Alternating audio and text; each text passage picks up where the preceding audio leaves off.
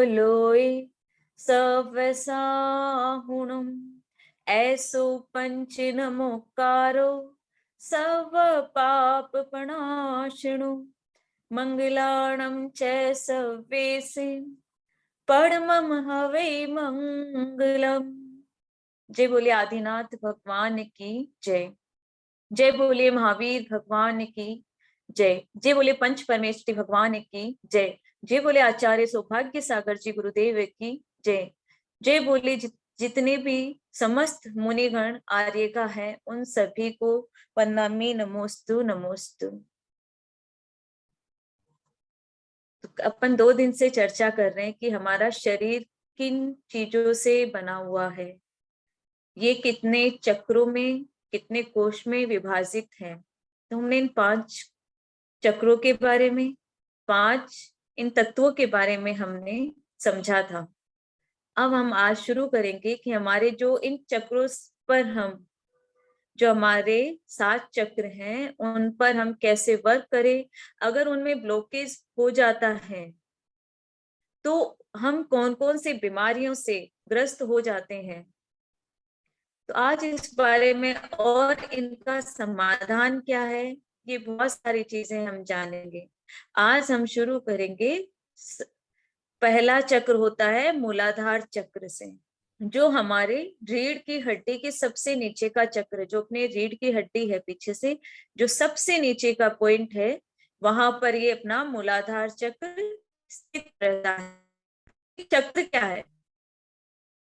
चक्र अपने शरीर के अंदर प्रकृति ने दिए 7 चक्र जो अपनी धुरी पर घूमते रखते हैं, और उन 7 चक्रों का अपना अपना अलग अलग वर्क है। अलग अलग नस नाड़ियों से वो जुड़े हुए हैं और वो अपना अपना कार्य करते हैं। अगर किसी भी चक्र में ब्लॉकेज हो जाता है तो वहां से रिलेटेड हमें प्रॉब्लम्स होनी शुरू हो जाती हैं। तो इन्हें हम जागृत भी कर सकते हैं और इन्हें हम इनकी नेगेटिविटी को रिमूव करके हम स्वस्थ शरीर को प्राप्त कर सकते हैं। तो ये सभी चक्र अपनी अपनी धुरी पे कंटिन्यू घूमते रहते हैं। तो भावनात्मक तरीके से अपन गलत सोचते हैं तो भी इन चक्रों में ब्लॉकेज होना शुरू हो जाता है। तो हाँ, ये देखिए मूलाधार चक्र अपने रीढ़ की सबसे नीचे की जो बॉन है वहां पर स्थित रहता है। यहाँ पर अपन पिक्चर में देख सकते हैं। तो हमें ये नहीं पता कि हमारी जिंदगी का मकसद क्या है, हम सिर्फ घूम रहे हैं। हमें ये भी नहीं पता है कि हमारी जिंदगी में हमें क्या करना है, हम इस धरती पर क्यों आए हैं, हमारा अस्तित्व क्या है यहाँ पर आने का, हम क्या अपना ध्येय लेकर आए हैं, यहाँ पर इस पृथ्वी पर आए हैं तो हमारा क्या रेस्पॉन्सिबिलिटी बनती है कि हमें क्या करना चाहिए। हम सिर्फ उलझ के रह गए। जैसे गाड़ी होती है ना, वो पंचर हो जाती है तो वो ज्यादा दूरी तक नहीं घूम पाती है, नहीं जा पाती है, अपनी डेस्टिनेशन तक नहीं पहुंच पाएगी अगर उसमें पंचर हो गया। तो हमें उस पंचर को निकालना होगा, तब जाके हम आगे की अपनी डेस्टिनी तक पहुंच पाएंगे। तो इस तक पहुंचने के लिए हमें बहुत सारी चीजें सोचनी होगी, विचार करना होगा, चिंतन करना होगा कि हम वहां तक कैसे पहुंचे।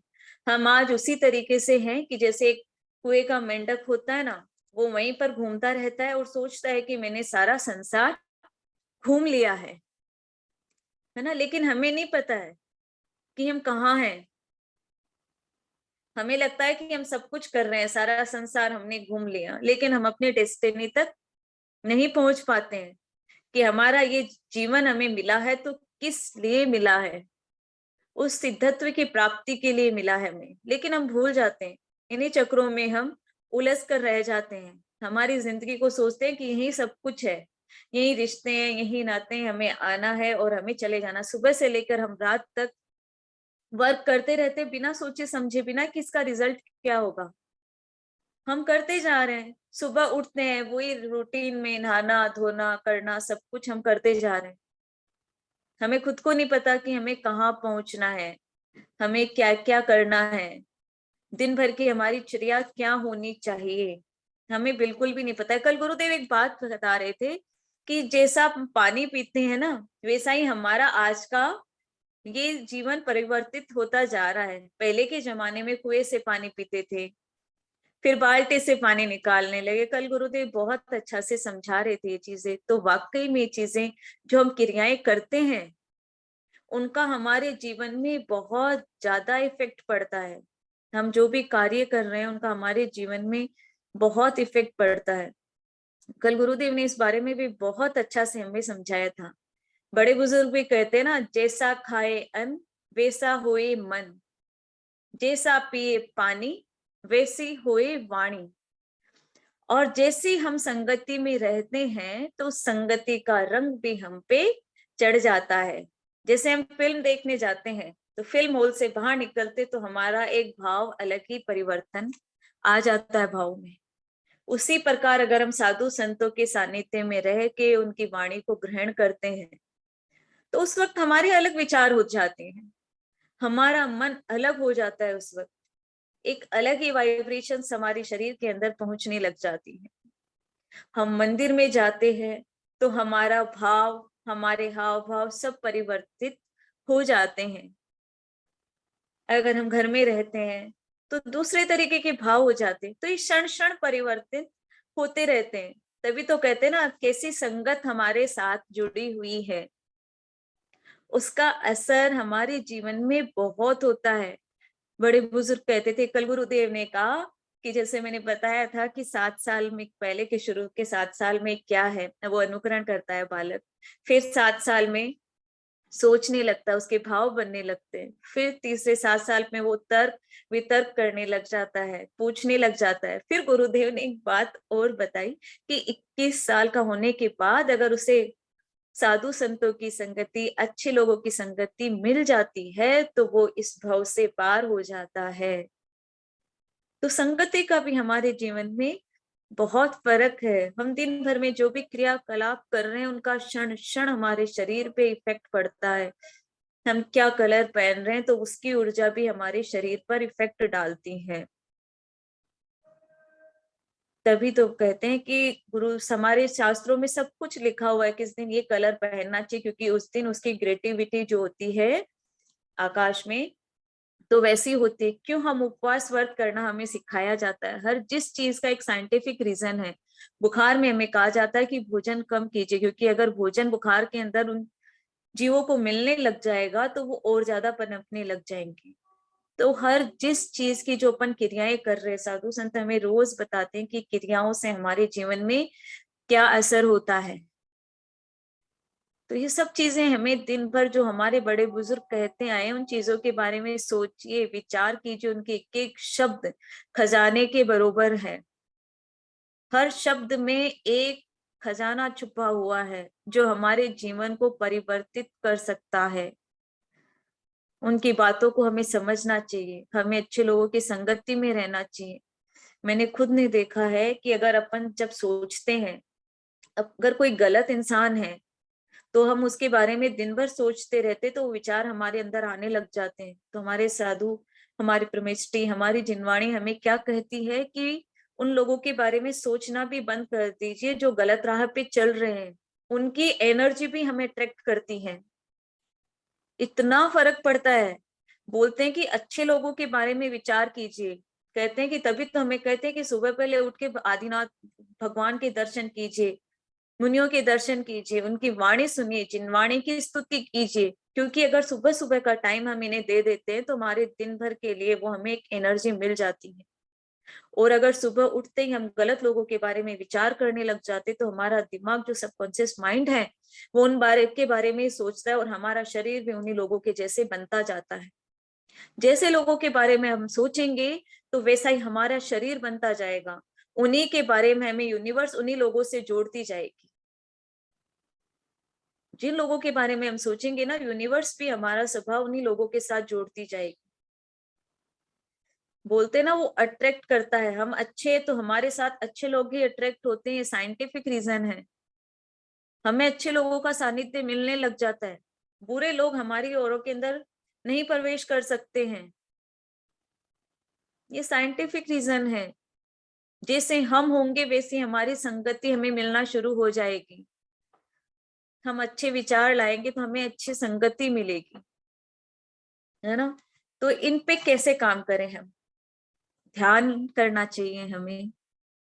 कहते हैं कि 5 सेकंड के लिए हमें ध्यान करना चाहिए कि हमें क्या करना है। उसके बाद हमें धारणा बना के ध्यान करना चाहिए कि हमें धारणा बनानी होती है कि हमें क्या करना है। अभी ध्यान में जाना है तो सबसे पहले आंखें बंद करके स्वयं के अंदर जाना होगा।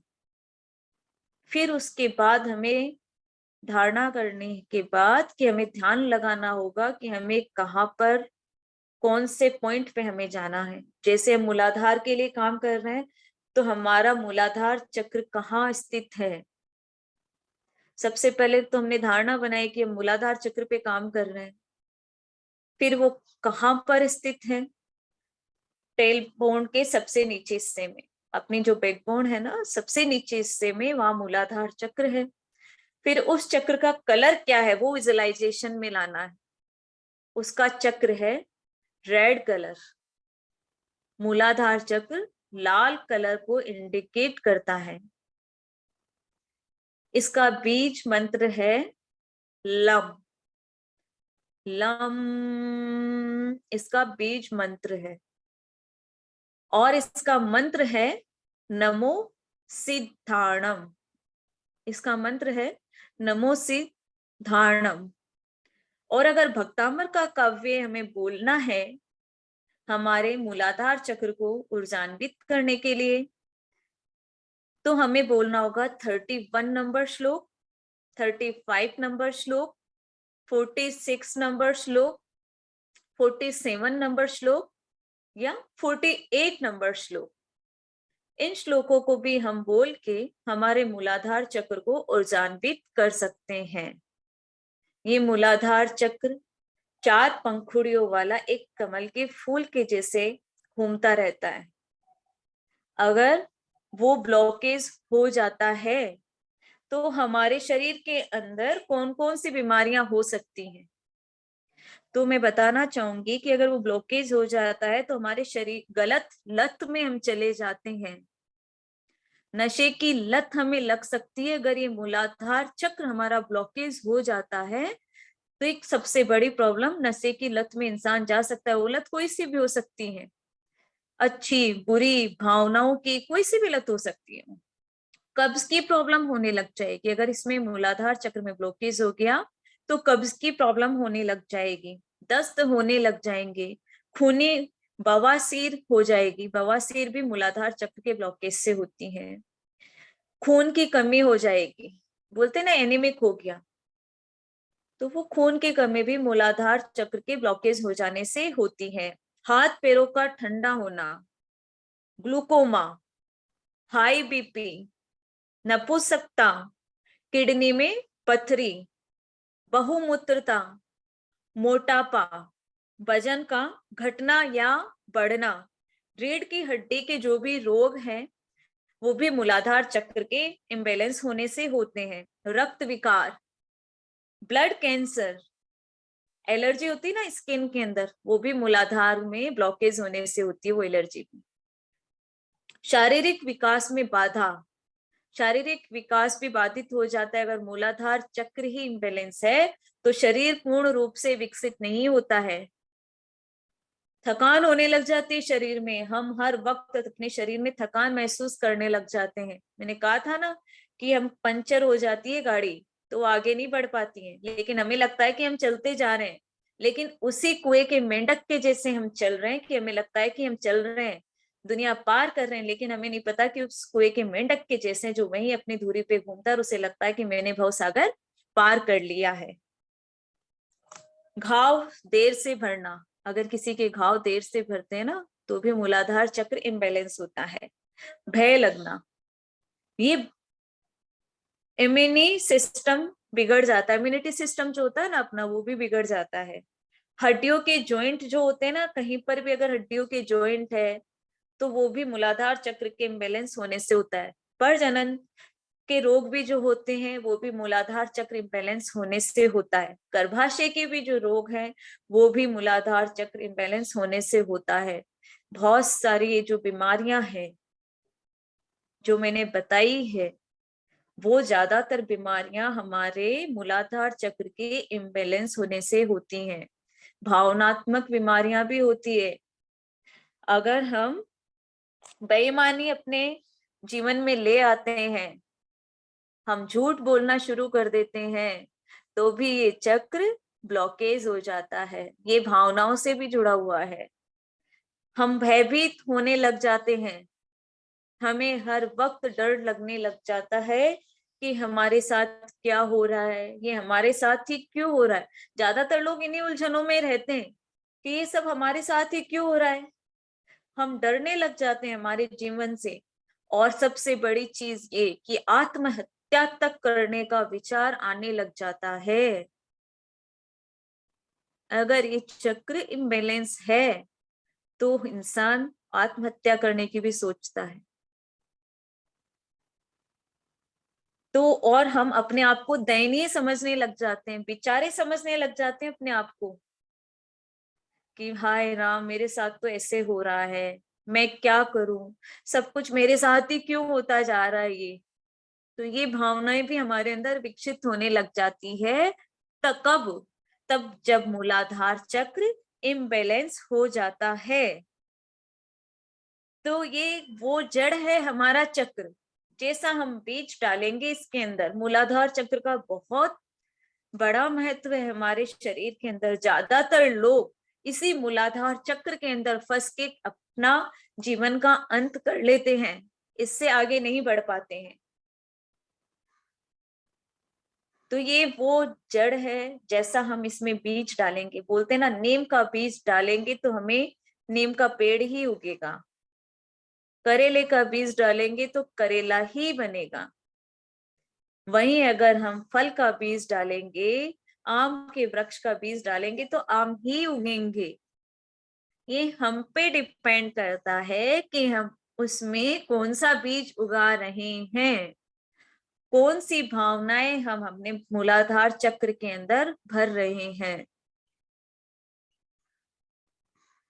तो ये जड़ तत्व है, मूलाधार चक्र को कहते हैं कि जड़ तत्व है। यहाँ पर जो हम बीज डालेंगे वो ही वृक्ष उगेगा। तो ये हमें सोचना है, ये हमें विचारना है कि हमें कौन से बीज डालने हैं अपने अंदर। अच्छाइयों के डालने हैं कि या बुराइयों के डालने हैं, कि हमें या इसी चक्र में फंस के रह जाना है। सबसे इम्पोर्टेंट चक्र है ये मूलाधार चक्र। जो इसकी जो चार पंखुड़ियां दी हुई है ना, तो वो किस चीज का प्रतीक है? धर्म, अर्थ, काम, मोक्ष। ये जो चारों पंखुड़ियां है, एक एक चक्र को, एक एक कर्म को इंडिकेट कर रही है अपने जीवन के। अगर इस पे हमने विजय प्राप्त कर ली तो हम आगे अच्छा से बढ़ पाएंगे। अगर हमारी जड़ ही खराब है, अगर हमारा बीज ही खराब है, तो हम आगे कहाँ से बढ़ेंगे। तो हमें हमारी जड़ पे सबसे पहले काम करना चाहिए। हम जैसा उसके अंदर पानी, जैसी भावनाएं, जैसा खाद डालेंगे, वैसा ही हमारा वृक्ष बढ़ेगा। हम क्योंकि किसी भी भवन की भी जब नींव डलती है तो नींव पे बहुत काम किया जाता है कि कैसे डालनी है, क्या करना है, क्योंकि भवन का निर्माण नींव पे ही डिपेंड करता है। अगर नींव सही डली हुई है ना, जड़, तो वो भवन टिका हुआ रहेगा। अगर नींव गलत डल गई, नींव कमजोर पड़ गई हमारी, तो वो भवन जो हमने कितना भी सुंदर बनाया हो, कितने भी चार चांद लगाए उस घर के अंदर, कितना भी महंगे से महंगा फर्नीचर लाके डाला हो, महंगी सी महंगी चीजें लाके डाली हो, उसका कोई भी इम्पोर्टेंस नहीं रहेगा। सबसे पहले हमें हमारी जड़ पे काम करना होगा, नींव पे काम करना होगा। हमें हमारी नींव को मजबूत बनाना होगा, तभी हम भव्य भवन का निर्माण कर पाएंगे। छत दिखती है, लेकिन छत के नीचे जो नींव है ना, वो नहीं दिखती है, लेकिन उसका बहुत बड़ा रोल होता है। अगर नींव थोड़ी सी भी इधर उधर हिल गई कमजोर पड़ गई तो भवन बहुत जल्दी तहस नहस हो जाएगा, गिर जाएगा वो भवन। तो हमें जड़ पे बहुत काम करना चाहिए। अगर हमने जड़ को मजबूत बना लिया, हमने अच्छे बीज उसमें बो दिए, तो वैसे ही हमें खेती भी मिलेगी, लहलाती हुई, खुशियों से भरी हुई खेती मिलेगी हमें। तो हमारे जीवन में मूलाधार चक्र का बहुत बहुत इंपॉर्टेंस है। सबसे पहले 4 पंखुड़ियों में आता है वम, शम, शम, सम। ये 4 बीजाक्षर इन पंखुड़ियों के साथ जुड़े हुए हैं। और एक स्वास्तिक जब हम बनाते हैं ना, कुछ भी मंगलिक कार्य करते हैं, तब हम स्वास्तिक बनाते हैं, उसकी भी 4 दिशाओं के अंदर जाता है वो। तो हमें नहीं पता कि हम स्वास्तिक क्यों बनाते हैं, रेड कलर का स्वास्तिक बनाते हैं। कुछ भी मांगलिक कार्य करना होता है तो हम स्वास्तिक सबसे पहले बनाते हैं, क्योंकि वो मंगल का प्रतीक है। उससे हमारे कहते हैं स्वास्तिक हमारे प्रतीक है धर्म का, अर्थ का, काम का और मोक्ष का। जब हम धर्म करेंगे, धर्म की प्रभावना का सबसे पहले अगर हम धर्म का बीज डालेंगे, तो उसके अकॉर्डिंग ही हमें अर्थ की प्राप्ति होगी। अगर हम बीज दूसरा डाल दिए तो हमें अर्थ भी वैसा ही मिलेगा। तो सबसे पहले हमें धर्म का बीज डालना है, अर्थ, फिर उससे हमें अर्थ की प्राप्ति अपने आप, जैसा बीज डालेंगे वैसे हमें अर्थ की प्राप्ति होने लग जाएगी। फिर उसके बाद आता है काम। काम का मतलब है कि हम क्या कर्म कर रहे हैं, क्या कार्य कर रहे हैं, हम दिन भर में कैसे कार्य कर रहे हैं। हम कार्य तो हम कर रहे हैं बुरे, लेकिन हम चाहते हैं कि उसका फल हमें मीठा मिले। सभी यही चाहते हैं ना। मैंने एक दिन बताया था कि खुद के अंदर कौन झांकता है कि हम क्या कार्य कर रहे हैं। हमें तो लगता है हम जो कर रहे हैं वो सब कुछ अच्छा कर रहे हैं, बहुत अच्छा कर रहे हैं। तो हमें बताता है तीसरा पॉइंट कि हमें क्या कर्म करना है, क्या कार्य करना है, क्या काम करना है। हम एक एक क्रिया जब करते हैं ना, उसका हमारे जीवन में बहुत बड़ा महत्व है। जब हम कर्म अच्छे करेंगे तो हमें क्या मिलेगा, मोक्ष पद। मोक्ष पद की प्राप्ति होगी हमें, निश्चित तौर पे होगी हमें। तो हमें कैसे बैलेंस बनाना है, मन से, मन के भाव को शुद्ध रखना है। बुद्धि, बुद्धि को हमें अच्छा से सोचना है, विचारना है, कुछ भी कार्य करते वक्त के कार्य क्या सही है। गुरुदेव ने एक स्लोगन लगाया था कि किसी के बारे में भी बुरा सोचने से पहले ये सोच, तुम कुछ भी कार्य करते हो तो सोचना कि उसके लिए तुम भी तैयार रहना।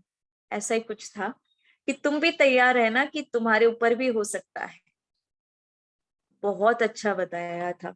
तो हमें मन पे, बुद्धि पे चिंतन करना है, और हमें अहंकार के भाव को नष्ट कर कर अरिहंत प्रभु बनना है। अरिहंत का मतलब ही क्या हुआ, अरि मतलब जिन्होंने सब शत्रुओं का नाश कर दिया है। पंचेंद्रियां जो हमें इधर उधर चल रही है ना, उन पे विजय प्राप्त कर ली है। तो इन पे हमें श्रद्धा भाव रखना होगा और विश्वास रखना होगा। सबसे बड़ी चीज है विश्वास। अगर विश्वास है हमें तो हम सब कुछ कर जाते हैं। प्रेम, समर्पण के भाव रखने होंगे हमें।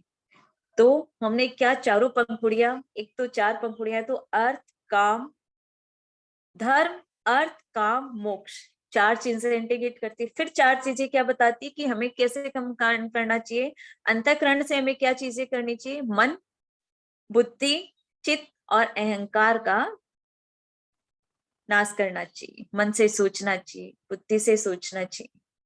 फिर हमें क्या करना चाहिए, कैसे भक्ति करनी चाहिए। भक्ति के भी 4 रूप हैं, श्रद्धा भक्ति, विश्वास, प्रेम और समर्पण। ये 4 भक्तियां हैं जिनसे हम जुड़ के हम अपने विचारों को, सब चीजों को सही राह पे ला सकते हैं। तो बहुत सारी चीजें, समय होता जा रहा है।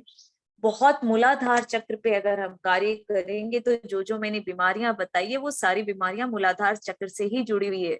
तो हमें इस पे कार्य करने के लिए हमें ध्यान करना होगा, हमें मंत्र जपना होगा, इसका बीजाक्षर का ध्यान लगाना होगा, वो भी रेड कलर के साथ। इसका कलर है लाल और इसका बीजाक्षर मैंने बताया था लम। तो हमें बैठ के हाथों की मुद्रा ऐसे शांत भाव से बैठ के मन के अंदर विचार करना होगा कि हमारी रीढ़ की हड्डी के जो सबसे नीचे जो जड़ है, मूलाधार चक्र है, उस पे हमें जानना होगा, वहां पर हमें ध्यान लगाना होगा और हमें लम बीजाक्षर का उच्चारण करना होगा। हमें 15 से 20 मिनट बैठ के 3 बार और 3 दिन तक अगर हम इस पे बीजाक्षर का उच्चारण करते हैं, ध्यान लगाते हैं, तो बहुत सारी बीमारियां खत्म हो सकती हैं। खत्म हो सकते हैं नहीं, खत्म होगी ही, ये धारणा बनाइए। तो हम इस पे भी धीरे धीरे करेंगे, पहले ही समझाते हैं फिर इन पे भी करेंगे, लेकिन मैं कहूंगी कि आप 3 दिन तक 3 टाइम ध्यान लगा के लाल कलर का विजुअलाइजेशन करके इस पे लम बीजाक्षर करने बैठिए, तो आप भय से मुक्त होंगे। एक नई राह मिलेगी आपको सभी को। तो बहुत समय हो रहा है, तो ये बताता है कि मैं हूँ, मूलाधार चक्र बताता है कि अब मेरा इम्पोर्टेंस है जिंदगी में, मैं भी कुछ करने के लिए आया हूँ यहाँ पर। उस ध्येय तक हमें पहुंचना है, समय हो रहा है। मैं नमो बोल के से समाप्त करती हूँ। ओम नमो अरिहंताणम, ओम नमो सिद्धाणम, ओम नमो आर्याणम, ओम नमो वज्रायाणम, ओम नमो लोए सव्यसाहुणम। नमोस्तु नमोस्तु नमोस्तु गुरुदेव। बहुत अच्छा जो सर जी ने